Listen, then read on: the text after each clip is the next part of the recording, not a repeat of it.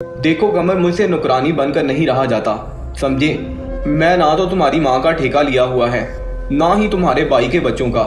ना तो मैं इतना खाना बना सकती हूँ और ना ही बर्तन धो सकती हूँ। सजल गुस्से से चिल्ला रही थी। कमर पास बैठा हाथ थामे, मेरी जान थक जाती हो ना। अच्छा चलो मैं करूँगा बात अम्मी से, तुम ना किया करना काम। सजल खामोश हो गई। रात को कमर अम्मी के पास बैठा हुआ था। अम्मी जान, आपसे एक बात करनी है। माँ ने हाँ में सर हिलाया। हाँ मेरे बच्चे बोलो। अम्मी, दरअसल बात यह है कि। चुप हो गया। अम्मी ने फिर पूछा, हाँ मेरे बच्चे बोलो, क्या बात है। असल में सजल आज मुझे कह रही थी वो थक जाती है, उससे इतने घर के काम नहीं होते।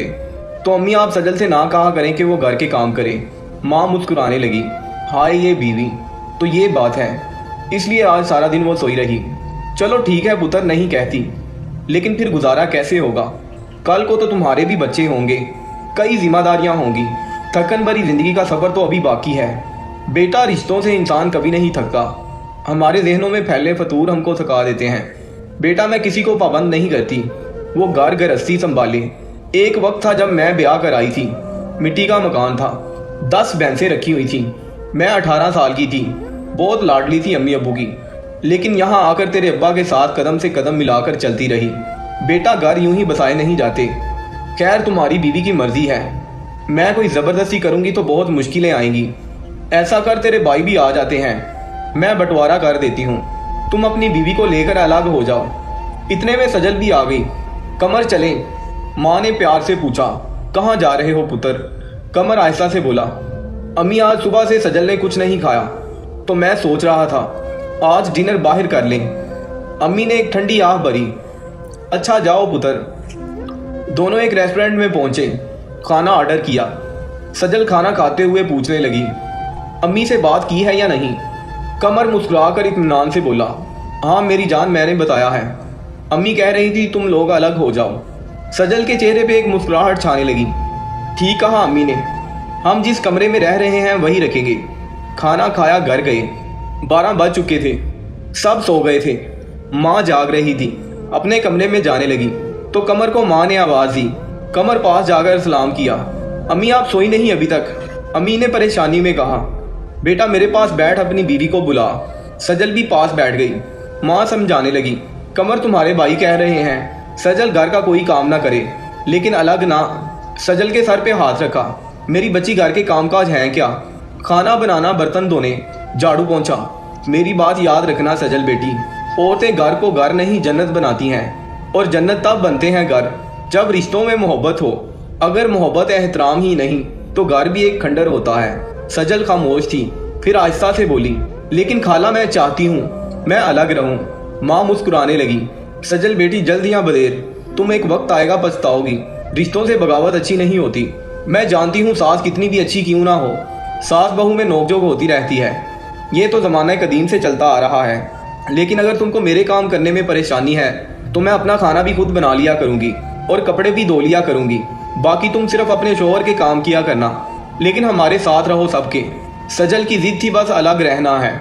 माँ ने बेबसी में कहा, ठीक है मर्जी करो, फिर कल को कुछ भी ऊंच नीच हो हमारी बला से अलग कर दिया गया। घर में दीवार खींच दी गई। भाई तो नहीं चाहते थे, पराए घर से आई एक लड़की को सबके साथ रहना अच्छा नहीं लगा। सजल खुद को आज़ाद समझने लगी। उसके चेहरे पे एक सुकून था। हम ये नहीं कहते कि उसने अलग होकर कुछ गलत किया था, लेकिन रिश्ते सिर्फ खाना बनाने, झाड़ू पोंछे पे ख़त्म हो तो समझ नहीं आती है दूरी। सजल ने कहा, कमर कल बड़ा टीवी लेकर आना, ये पुराने वाला सही नहीं है। कमर ने प्यार से कहा, ठीक है मेरी जान, ला दूंगा। टीवी भी आ गया। अब सारा दिन या तो मोबाइल फ़ोन पे मसरूफ रहती या फिर टीवी के सामने। कमर एक होटल में वेटर का काम करता था। सारा दिन वो हार जाता मेहनत करते हुए। मालकान खरी खोटी बातें भी सुनाया करते। घर जाता सजल फोन पे अपने मेके बात कर रही होती। कमर खुद खाना गर्म करता, खाकर सो जाता। सजल कहने लगी, कमर मैं तो कहती हूँ हम ये घर बेचकर शहर चले जाते हैं, वहाँ कोई प्लॉट खरीद कर घर बना लेंगे ऐसा ऐसा। कमर थका हुआ था। सजल पागलों वाली बातें ना करो, अल्लाह का शुक्र अदा करो। सजल बोली, फिर ऐसा करो मुझे 2 लाख रुपए दो। कमर हैरानगी में बोला, 2 लाख खैरियत है ना। हाँ खैरियत है, मेरा भाई दुबई जा रहा है तो अब्बू कह रहे थे कि उसके वीजे के 2 लाख कम हैं। कमर बेरुखी में बोला, यार तो मैं क्या करूं, 2 लाख कम है तो मैं खुद परेशान हूं। 2 लाख हो तो मैं कोई काम धंधा ना शुरू कर लूं अपना। सजल आयशा से बोली, मेरी जान आप परेशान ना हुआ करें। मैं क्या सोच रही थी, मेरा जो गोल्ड है ना उसको बेच देते हैं। मेरी अबू से बात हुई है, अबू कह रहे थे हम नया बनवा देंगे। कमर गुस्से से सजल की तरफ देखने लगा। यार तुम पागल हो गई हो क्या? अबू को मना कर दो, उनको बोलो हमारे पास कुछ नहीं है। सजल मुंह बनाकर बैठ गई। यही तुम्हारा भाई मांगता तो तुम घर भी बेचकर उसको पैसे दे देते। कमर बहुत थका हुआ था, करवट बदल कर बोला, यार जा जो तेरा दिल करता है करो, मैं कुछ नहीं जानता। दूसरे दिन कमर काम पे चला गया। सजल ने अपने भाई को फोन करके बुलाया। गोल्ड बेचकर 3 लाख रुपए अपने भाई को दे दिए। कुछ दिन गुजरे, कमर की माँ को पता चला। माँ का दिल जलने लगा। मेरा पुत्र सारा दिन गधों की तरह काम करता है और बीवी ने 3 लाख का सोना बेचकर मैके वालों को दे दिया। ये इसलिए अलग रहना चाहती थी। सास ने काफी शोर किया सजल के घर आकर। सजल गुस्से से बोली, तुमको तकलीफ क्या है? मैं गोल्ड बेचूं या घर? हमारा है, हम अपनी मर्जी करेंगे। सास बहू में काफी तकरार हुआ। कमर के बड़े भाई ने अम्मी से कहा, छोड़े अम्मी, जब इसको अलग कर ही दिया है फिर क्यों दखल देना इसकी जिंदगी में। बड़ा भाई अम्मी को घर ले गया। शाम को जब कमर घर आया, सजल मगरमच्छ के आंसू रोने लगी। कमर मुझे यहाँ नहीं रहना, बस मैं थक गई हूँ अब। कमर को बहुत तेज बुखार था। मेरी जान क्या हुआ अब? तुम्हारी अम्मी ने मुझे बहुत गालियाँ दी हैं, मुझे बुरा भला कहा। तुम्हारी अम्मी हमारी जासूसी करती है, उनको कैसे पता चला मैंने गोल्ड बेचा है? कमर परेशानी में बोला, यार जिस दुकान पर गोल्ड बेचकर आई हो वो मेरा कज़न है, शादी पे आया था ना, वो बहुत कम आता है यहाँ, उसने बताया था। सजल रोते हुए बोली, कमर जो भी है, तुम्हारी माँ ने मुझे गालियाँ क्यों दी हैं? मैं कल अम्मी के घर जा रही हूँ, मैं तंग आ गई हूँ। कमर का जिस्म बुखार से कांप रहा था। आहिस्ता से बोला, यार मुझे सोने दो, मैं नहीं सुन सकता तुम्हारी बकवास। सजल को गुस्सा आया। हाँ मैं बकवास करती हूँ ना, मैं तो तुम्हारी दुश्मन हूँ ना, बस मैं ही बुरी लगती हूँ सबको। मुझे इतनी गालियाँ दी, तुम्हारी माँ वो तुमको नजर नहीं आती? मैं बकवास करती हूँ। सजल रोने लगी। कमर को बुखार इतना था कि नींद बेहोशी की हालत थी। इतने में दरवाजे पे दस्तक हुई। बार बार दस्तक होती रही। सजल पास बैठी रो रही थी। कमर आयशा से बोला, जाओ देखो कौन है। सजल चिल्लाकर बोली, कौन होगा और? तुम्हारी माँ होगी, आई होगी तमाशा लगाने। कमर ने हाथ बांधे। अल्लाह के लिए चुप करोगी सजल? कमर खुद उठा, दरवाजा खोला। सामने माँ थी। माँ ने सर पे हाथ फेरा। पुत्र क्या हुआ? आज 10 दिन गुजर गए, मिलने नहीं आया मुझे। आज पता नहीं क्यों दिल बहुत परेशान था, इसलिए मिलने आ गई। माँ बेड पे आकर कमर के पास बैठ गई। कमर की आंखों से पानी बह रहा था। माँ ने पूछा, अरे क्या हुआ मेरे बच्चे? कमर बोला, अम्मी बुखार है। अम्मी ने सर पे हाथ लगाया। पुत्र बुखार तो बहुत तेज है, दवा ली या नहीं? कमर ने इनकार में सर हिलाया। सजल से पूछने लगी, कुछ खाने को भी दिया है या नहीं? अब कमर क्या बताता, उसके अपने तमाशे खत्म नहीं होते। हालत काफी बिगड़ गई कमर की। सजल भी घबरा गई। जल्दी से कमर के भाई को बुलवाया, डॉक्टर के पास ले गए। डॉक्टर ने चेकअप की, एडमिट कर लिया। बुखार की वजह से दौरे पड़ रहे हैं। सजल पास बैठी हुई थी। माँ भाई कमर को ज़हनी सुकून चाहिए था, जो सजल ने उसकी जिंदगी को जहन्नम बना रखा था। भाई ने कमर का पर्स चेक किया, उसमें सिर्फ 100 रुपया था। भाई काफी परेशान हुआ, यार कमर क्या हो गया तुमको? हालत क्या बना रखी है? कमर खामोश रहा। दूसरे दिन बुखार था, फिर भी काम पे जाने लगा। भाई ने डांटा, कमर पागल हो गए हो? कमर परेशानी में बोला, भाई 2 दिन बाद किस्त देनी है, वो लोग घर आ जाएंगे। भाई ने पूछा, कैसी किस्त? कमर आयशा से बोला, भाई सजल ने नया मोबाइल लिया है 50,000 वाला, बस 5,000 हर महीने की किस्त है, और वॉशिंग मशीन ली है एक। भाई को बहुत गुस्सा आया। कमर घर देखा है अपना, कच्ची छत है, उसका कुछ सोचो। मोबाइल ज्यादा जरूरी था। कमर मैं कहता हूँ तलाक दे दो इसे। कमर खांसते हुए बोला, भाई वो माँ बनने वाली है। दिन गुजरने लगे। सजल हर रोज कहती, यहाँ से घर बेचकर चले जाते हैं। कमर समझाता, मैं नहीं खर्चा बर्दाश्त कर सकता इतना, लेकिन सजल बजीद रही। वक्त गुजरने लगा। सजल शॉपिंग करने भी महंगे मॉल में जाती थी। माँ कमर को बहुत समझाती, बेटा सजल बदबख्त लड़की है, इसे छोड़ दो। कमर कहने लगा, अम्मी अब हमारा एक बेटा है, मुझे अपने बेटे की फिक्र है, उसका क्या कसूर है? सजल को अपने बहन भाइयों की फिक्र थी, लेकिन कमर के बहन भाइयों को देखना भी पसंद ना करती थी। साफ मना किया हुआ था, कोई भी मेरे घर ना आए, ना मैं किसी के घर जाती हूँ। कमर बहुत तंग था, लेकिन मजबूर था बहुत। 8 साल गुजर गए थे, लेकिन सजल के घर झगड़े फरमाइशें और तलखियाँ खत्म ना हो सकी। फिर एक वक्त ऐसा आया, कमर की माँ दुनिया से चल बसी। माँ के जाने के बाद भाइयों में दूरियां बढ़ने लगीं। कमर पहले कभी जो भाई के घर में अम्मी से मिलने चला जाया करता था, अब अम्मी भी ना रही थी तो भाई के घर जाते हुए कदम रुक जाते। भाभी लोग अब उससे चाहत से बात ना करती थी क्योंकि सजल ने सबके साथ झगड़ा किया हुआ था। वक्त गुजरने लगा। सजल महंगे कपड़े पहने हुए, घर में फ्रिज, बड़ा टीवी, सब कुछ था, लेकिन मकान कच्चा था। फिर देखते देखते कमर के दोनों भाइयों ने पक्के मकान बना लिए। दरमियान में कच्चा सा घर कमर का रह गया। कमर ये मंजर देखकर बहुत परेशान होता, दिल ही दिल में चीख चीख कर रोता। सजल को समझाने लगता, सजल देखो दोनों भाइयों ने लेंटर वाले बड़े घर बना लिए और हम वहीं के वहीं हैं। सजल गुस्से से बोली, तुम्हारे भाइयों की तनख्वाह 50,000 है और तुम 30,000 कमाते हो। कमर गुस्से से बोला, मैं 30,000 कमाता हूँ और तुम्हारा खर्चा 50,000 है। सजल भी गुस्से से बोली, मैं तो कहती हूँ ये घर बेचकर शहर चले जाते हैं। कमर गाली देकर बोला, कितनी कमीनी औरत हो तुम, ये नहीं कहती महंगा मोबाइल महंगे कपड़े छोड़कर मिलकर घर को घर बनाते हैं, तुम हमेशा ये घर बेचने की बात करती हो। सजल भी बराबर में जवाब देती, तो कमाना तुमने है, मैं तुम्हारी बीवी हूँ, मेरे हकूक पूरे करना तुम्हारी जिम्मेदारी है। कमर बहुत परेशान था, कौन से हक की बात करती हो, तुम वो बदबख्त औरत हो जिसने मुझे मेरी माँ मेरे सगे बहन भाइयों से दूर कर दिया।